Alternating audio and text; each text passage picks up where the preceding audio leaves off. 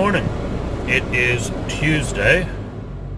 I'm headed to work, and it's time for a recap of last night's Disneyworld of Darkness game. Our changelings, after spending a little bit of time in the hotel settling in, after getting a map from the lobby to help them find their way around, completely forgetting that they were given an app that had the same map on it. So they already had that. They made their way into the Magic Kingdom. It was about, I believe, 8, 9 o'clock at night. The kingdom was open until 12. They made their way down Main Street. After a bit of a issue at security, where Colin decided that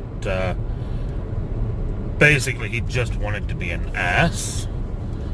He went through the metal detectors about 12 different times, each time knowingly only taking off a small amount of metal that he was wearing. Got himself put onto a watch list. Sure, that won't come into play at all later on. Certainly not. No way it could. They headed down Main Street towards the castle, and at the base of the castle, in the midst of the crowd that was clearing from the stage show, looked around, saw changelings, but not as many as they expected, saw the chimerical view of the castle, which had no one guarding it, and after having been in the park for 15 minutes, and bearing in mind that of those 15 minutes, 10 of them had passed as me saying, you're unable to get through the crowd because you're watching the parade, they managed to very nearly start an altercation. Certain nameless members of the group started grabbing random changelings and shaking them down for information, while certain other unnamed members of the group started threatening them and making rude and or sadistic comments. They intimidated a puka, which didn't get them anywhere, and then they intimidated a bogan, which resulted in him panicking, screaming that he was being assaulted, and drawing the attention of the crowd down onto the group. Which, again, loads of people filming them certainly won't come back to haunt them. And meanwhile, Colin, who had realized that something was brewing there and decided that wasn't enough of a problem, decided to head towards the edge of the center area and start a fight using his Clarichon abilities between a cast member at a concession stand and a customer.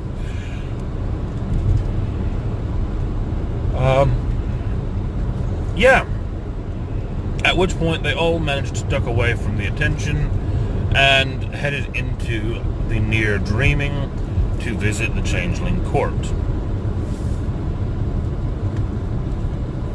Yeah, because why not? I mean, they'd already ruined everything in the normal park, so might as well see what else they could mess up.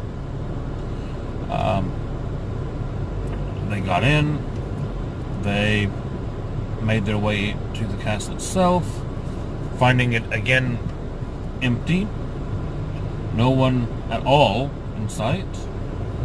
They encountered, finally, a single changeling, a red cap in a guard's uniform, who was actually laying up against the back of the castle door, drunk and, for intents and purposes, malnourished, and looking like he was just in a pitiful state. They woke him, they spoke to him. explained to them that the others were all gone, that something had happened a week before during the party,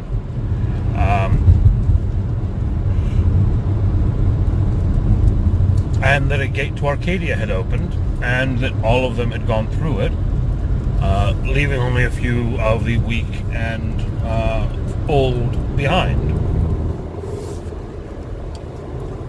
He then went on to tell them they started questioning about why they had called for help, putting together the timeline that the call for help came before the departure to Arcadia. He started to explain something to do with a baroness of the court, and then he got a faraway look in his eye and stopped talking, and then got really confused and didn't know who they were, didn't know who he was, anything else. So basically you have this confused,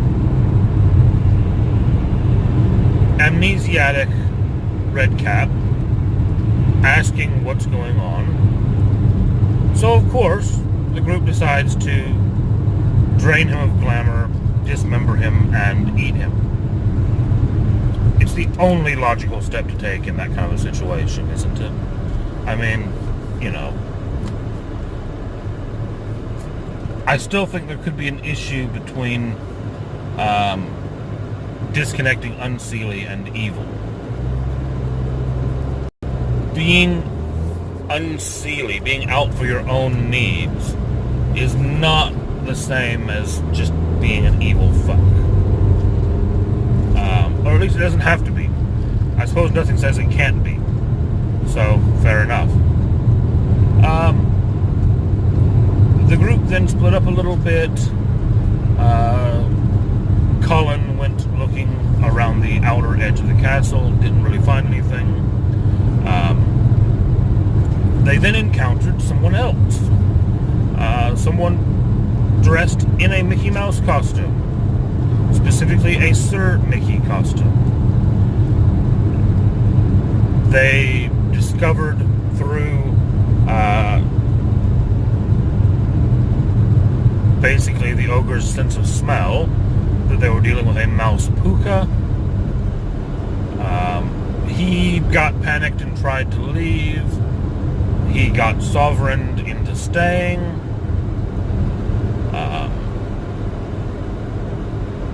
They eventually sovereigned him and ordered him into showing them to Cinderella's chambers, after he'd initially said that he couldn't show them there because that would be rude, it was her own private space. Eventually, when they sovereigned him, he agreed and started to head out of the Fey Road back into the normal parks, which, having been recently covered in blood for the most part, most of them decided it would be a bad idea to follow at this point. You know, probably not the worst move, not walking into the middle of Disneyland covered in blood. Victor then started looking for more uniforms like the guard that they had met, finds some in an underground guard room that's right next to some holding cells, keeps investigating down there, finds a lower level where he finds a door with a dragon symbol embedded in the door. Tries opening it, can't figure out how it opens. Tries feeding it a point of glamour to see if it's a chimeric door. It glows slightly, but nothing else happens. Then he goes back, decides that it must be a treasure door, and gets the rest of the group. Brings everyone down to the door. He uses Primal to speak with the symbol on the door, which answers him of a sort. It gives answers. most of them are not very helpful answers, but it's a door. What do you expect? They then proceed to feed it a good bit more glamour, 4 or 5 more points, I believe, and continue asking it more and more questions.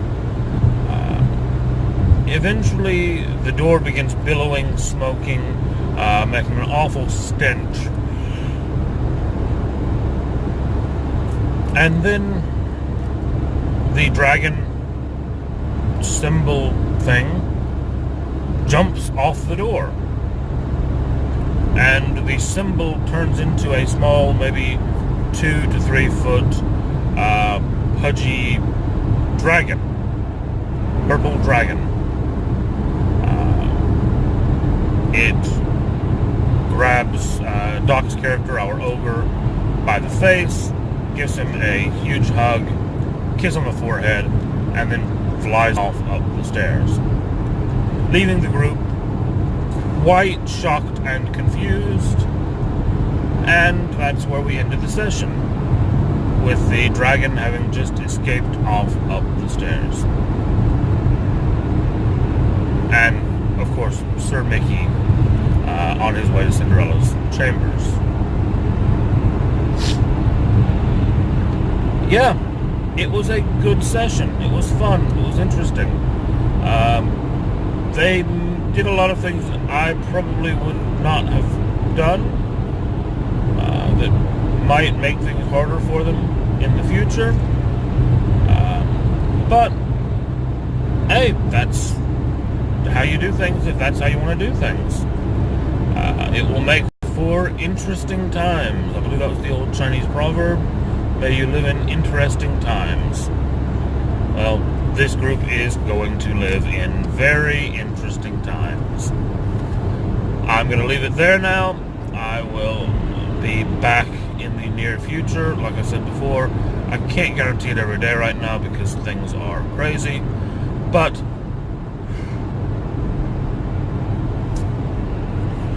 yeah, exactly that.